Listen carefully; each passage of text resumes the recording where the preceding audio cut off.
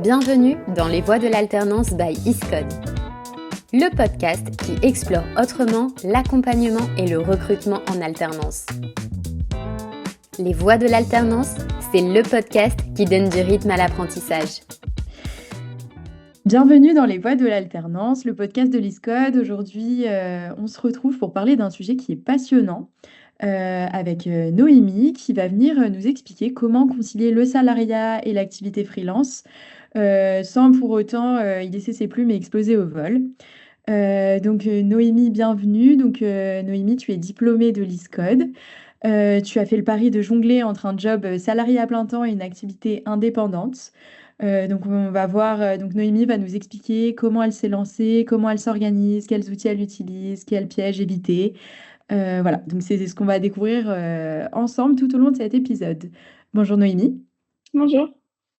Alors, du coup, avant qu'on parle organisation, raconte-nous un petit peu ton parcours, d'où tu viens, ce que tu fais aujourd'hui et pourquoi tu en es là aujourd'hui, s'il te plaît? Ça marche. Donc moi c'est Noémie, je viens de l'Oise. J'ai un parcours assez atypique parce que je suis pas du tout issue, du domaine, de la communication de base. J'ai étudié dans la banque et dans l'assurance à un moment donné, j'ai eu ce déclic qui m'a fait comprendre que c'était pas forcément fait pour moi et que je m'épanouissais plus dans tout ce qui était communication, réseaux sociaux. Donc c'est pour ça que j'ai entrepris de faire, du coup, mon alternance avec l'ISCODE directement. Donc j'ai suivi un master, communication et marketing que j'ai obtenu, et que j'ai pu faire en alternance et aujourd'hui, du coup, je suis, salariée dans une entreprise, sur Paris je suis également freelance. Donc j'ai commencé à être freelance dès que j'ai fait mon alternance, donc c'était en 2022. Donc aujourd'hui, ça va faire un peu plus de 3 ans, que je me suis lancée, que j'ai fait ce pari. OK, oui, donc ça fait déjà un petit moment que tu cumules Oui. les 2 et que tu vois que ça fonctionne et du coup, pourquoi avoir eu l'envie de cumuler les 2 et pas forcément de te lancer toi à plein temps de ton côté? Est-ce que c'était une envie d'indépendance et en même temps la sécurité à côté? Est-ce que tu avais un besoin financier? Est-ce que c'était un moyen aussi de tester ton projet pour voir si ça fonctionnait bien? Ouais, c'était surtout, ouais, pour tester mon projet. Quand j'ai commencé mon alternance, j'avais cette envie aussi de me dire, de mettre à profit ce que j'allais apprendre pendant mon alternance, à des personnes, lors d'une activité de freelance c'est pour ça que j'ai lancé, voilà, mon entreprise en tant que freelance à ce moment-là. OK. Ça m'a permis aussi d'avoir, voilà, cette sécurité financière. Ça m'a rajouté un petit plus, sur mes salaires d'alternante c'était aussi une envie, et j'avais beaucoup de personnes de mon entourage qui ont des commerces et qui me demandaient souvent, voilà, de m'occuper de leurs réseaux sociaux, pas seulement faire du bénévolat et je me suis dit, que c'était l'occasion aussi, de me lancer et j'ai bien fait. OK, donc tu regrettes pas du tout aujourd'hui Pas de du d'avoir tout, cumulé les 2. OK et non. donc du coup, le fait de faire ton alternance en même temps, est-ce que ça a eu un impact? Est-ce que ça t'a aidé? Est-ce que enfin, en termes de réseau, de posture, d'organisation, au niveau des skills que tu as pu, acquérir en entreprise? Ouais, ça m'a beaucoup aidée, c'est vrai que c'était un rythme qui était quand même assez prenant parce que j'avais à côté du coup, mes cours avec l'ISCODE, j'avais mon Mmh. alternance en entreprise, plus la partie freelance à gérer. C'est vrai qu'au début, j'ai mis du temps à être organisée et à comprendre comment je devais fonctionner pour que ça fonctionne tout simplement. Mais c'est vrai que c'était vraiment, pour moi, important de le faire je regrette, absolument pas. OK. Donc du coup, tu parles du fait justement de cumuler les 2, d'une certaine organisation à avoir. Concrètement, ça ressemble à quoi une semaine type pour toi où tu cumules les 2? Tu travailles combien d'heures par semaine? Parce que c'est vrai qu'on peut se dire qu'en entreprise, on travaille entre 35 et 39 heures déjà. Mais du coup, toi, tu te rajoutes à côté ton travail en freelance. Est-ce que tu te bloques des plages horaires spécifiques ou alors tu alternes entre les 2? Est-ce que tu cloisonnes tes activités? Enfin voilà, du coup, ça nous intéresse de savoir un peu comment tu t'organises. Ouais, alors ouais, une semaine type, c'est alors déjà beaucoup d'organisation. J'ai vraiment un planning qui est bien établi. Mmh. Moi, je suis en CDI, mon entreprise est sur Paris. Je suis amenée à aller 2 fois par semaine sur Paris. C'est vrai que quand je suis sur Paris, je peux pas forcément accorder énormément de temps Eh oui. à mon entreprise de freelance. Donc j'ai parfois, voilà, des clients qui m'envoient quelques messages, qui peuvent me contacter, mais voilà, ils savent très bien lorsque je signe un contrat que, mon activité de salarié passe quand même en priorité. Oui. Ensuite, au niveau de l'organisation, donc je travaille après du lundi au dimanche pour la partie freelance. Généralement, c'est pendant ma pause du midi et après 19h le soir. Je m'organise comme ça. Et puis après les week-ends, ça peut être sur toute la journée. Ça dépend des besoins que je vais avoir avec certains clients. Je me bloque voilà, des plages horaires pour la création de contenu, pour des échanges avec des prospects également. C'est vraiment aléatoire. J'ai pas réellement de nombre d'heures, on va dire. Je les calcule pas et je pense qu'il vaut mieux pas que je les Vaut mieux calcule pour pas, c'est ce bien que j'allais être. dire. Ouais, c'est ça. C'est vraiment, je pense, voilà, c'est au feeling et c'est un peu, voilà, si j'ai besoin, s'il y a de la matière, je travaille le samedi, le dimanche. Si je peux me garder le samedi pour moi faire des activités perso, je le fais et je me concentre sur le dimanche. C'est vraiment aléatoire et ça dépend des besoins de mes clients. OK, et du coup, oui, tu disais et à raison, je pense que tout le monde devrait fonctionner comme ça, que tu mettais en avant ton activité, en entreprise parce que, bah, c'est vrai qu'au niveau de ton employeur, c'est juste normal et du coup, ton employeur, comment est-ce qu'il le voit, cette double activité? Est-ce que tu as été transparente dès le début? Est-ce que tu as dû, expliquer que du coup, tu avais cette organisation qui se mettait en place? Est-ce que ça a créé des tensions ou au contraire, du coup, ça a juste valorisé le fait que tu étais une grande bosseuse, quoi? Ça, ouais, il y a pas eu du tout, d'animosité par rapport à ça. J'ai été cash dès mon entretien, d'embauche. C'est quelque chose que j'ai dit tout de suite que voilà, que j'avais, une partie freelance que je ne voulais pas abandonner, que j'étais prête par contre à la mettre sur pause, le temps de démarrer, mon activité salariée pour aussi OK, voir au niveau de l'organisation, au niveau des horaires, comment j'allais m'organiser. et oui. Mais voilà, j'ai été vraiment honnête dès le début avec mon employeur. Mes managers sont au courant que j'ai cette activité-là. Elles me posent souvent des questions pour savoir comment ça se passe. Ah, c'est bien Au ça. niveau de ouais, vraiment, elles s'intéressent aussi à ça. Et moi, ça me permet aussi de mettre en avant certaines choses que je fais en activité freelance et que je peux mettre à profit aussi pour mon côté salarié également. Donc, ça se passe très, très bien et j'arrive à jongler entre les deux. Donc, ça, c'est vraiment cool, quoi. Et oui, c'est génial parce que c'est ce que j'allais dire au final, effectivement, tu acquiers beaucoup de choses là avec ton entreprise, mais le fait de travailler seul, tu te retrouves face à certaines situations, je pense que, qui te font beaucoup apprendre aussi, sur le terrain et du coup que tu peux mettre à profit de l'autre côté. Donc en fait, c'est donnant-donnant, ça c'est plutôt cool.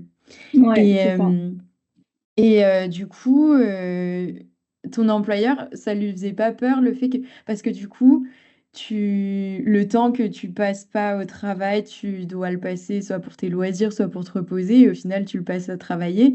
Donc est-ce que tu as pas eu l'impression de perdre en productivité sur ton travail, en entreprise? Tu le ressens pas du tout? Non, non, pas du tout. Après, c'est vrai que du coup, sur peut-être les 2 premiers mois où j'ai commencé, mon activité de salarié, j'avais stoppé quelques contrats avec des clients qui me demandaient Ouais, c'est ce que énormément tu disais, de OK. temps. Ouais. Ouais, et là, je les ai stoppés, voilà, pour le temps de vraiment, savoir, voilà, au niveau des horaires que j'allais faire sur Paris, combien de jours, je devais me déplacer sur Paris pour pouvoir m'organiser. Mais après, ouais, non, c'est mon employeur est quand même assez, je dirais souple sur cette partie-là. Il y a d'autres, salariés qui sont également freelance dans l'entreprise. Donc c'est quelque chose qui est pas réfractaire, donc c'est Ouais. plutôt sympa, ouais. OK. Ça fait quand même des semaines bien chargées, j'imagine, et du C'est coup, ça. c'est quoi tes méthodes pour rester productive? Est-ce que tu as une routine du matin, par exemple, avant de commencer à travailler? Des rituels de planification? Un moment dans la semaine où tu fais le point? Est-ce que tu t'accordes aussi du temps, est-ce que tu t'accordes du temps pour ta vie perso, tes loisirs? Enfin voilà, Ouais, parle-nous ouais, j'essaye. organisation. C'est vraiment un peu mon b.a.-ba, ça, l'organisation, c'est quelque chose qu'au début je redoutais et que maintenant j'adore. J'ai besoin d'être organisée, j'ai besoin de planifier, tout ce que je fais, que ce soit pour ma vie perso ou pour la partie freelance. Mais c'est vrai que oui, j'essaye au maximum de garder quand même des plages où je peux me consacrer à ma vie perso également et à mes loisirs, mes plaisirs. Donc par exemple, j'ai bloqué les notifications, jusqu'à 9h du matin et le soir, elles sont désactivées à partir de 21h30. Comme OK, ça c'est m'évite bien de ça. recevoir, ouais, certains messages de clients. Ils peuvent m'envoyer des messages, mais c'est en Ouais, sourdine et je mais les dirai que lorsque, ouais, voilà, ouais, ouais. Et toi, tu te décroches vraiment à ces moments-là, c'est c'est ça. tes moments à toi et Ouais. OK. Exactement, c'est ça et après mes clients savent très bien que j'ai cette double activité.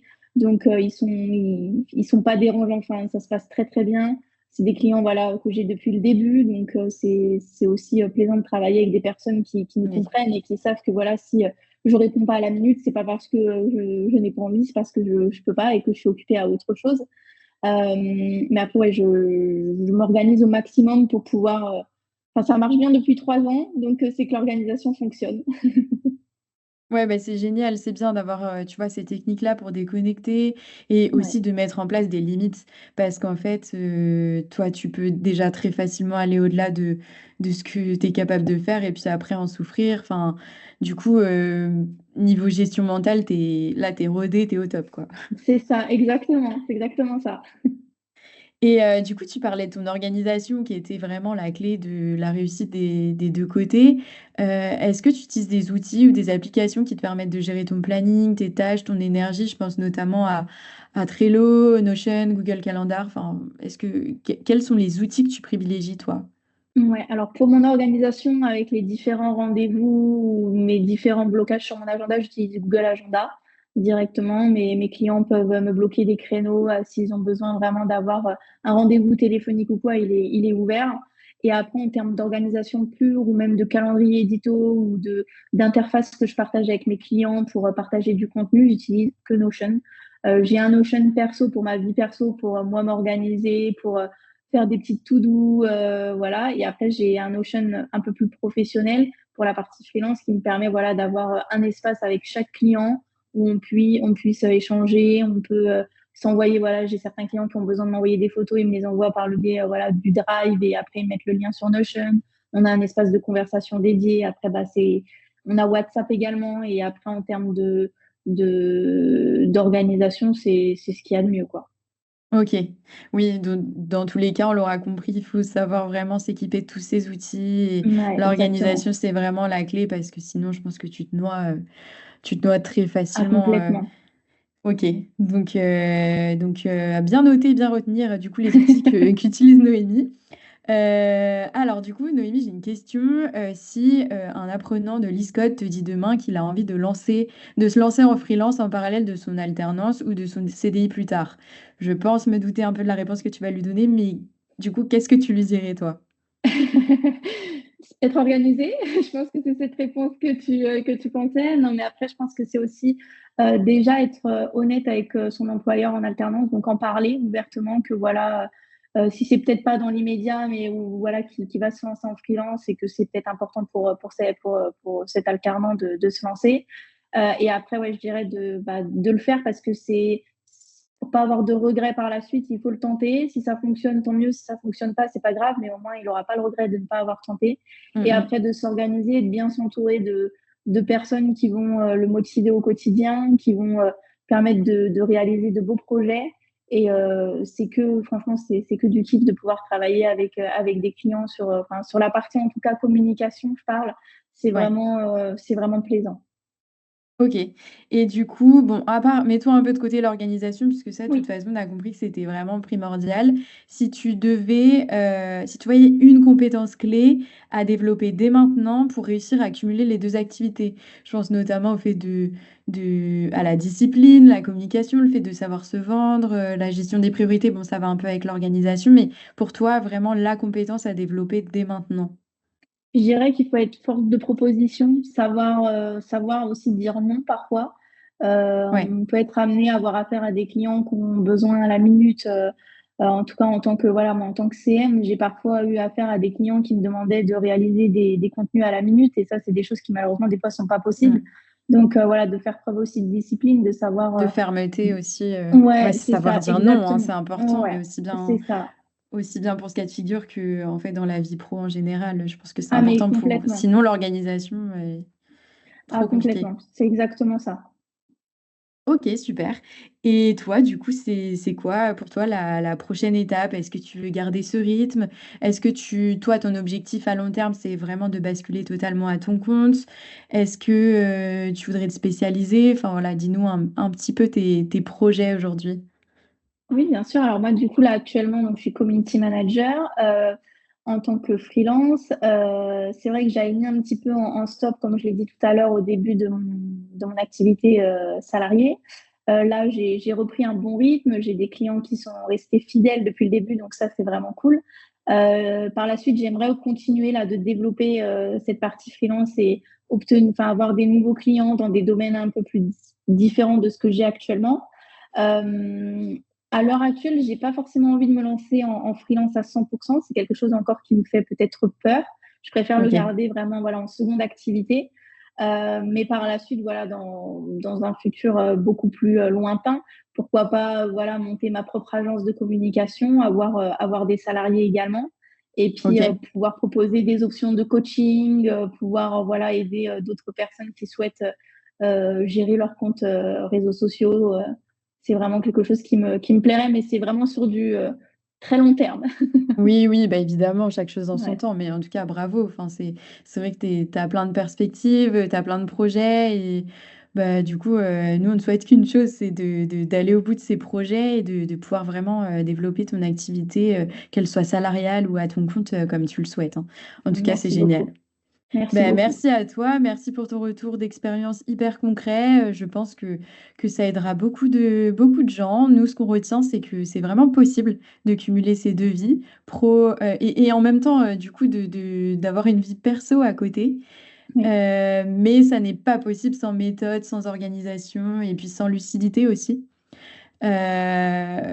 Nous, enfin, ce qu'il faut savoir aussi, c'est qu'un parcours en alternance comme celui de l'ISCODE, ça peut vraiment représenter un tremplin pour vous, pour tester, se lancer, structurer son projet.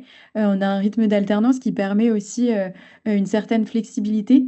Donc, si vous hésitez à faire le grand saut, dites-vous que vous n'êtes pas seul, que nous, à l'ISCODE, on est là pour vous guider.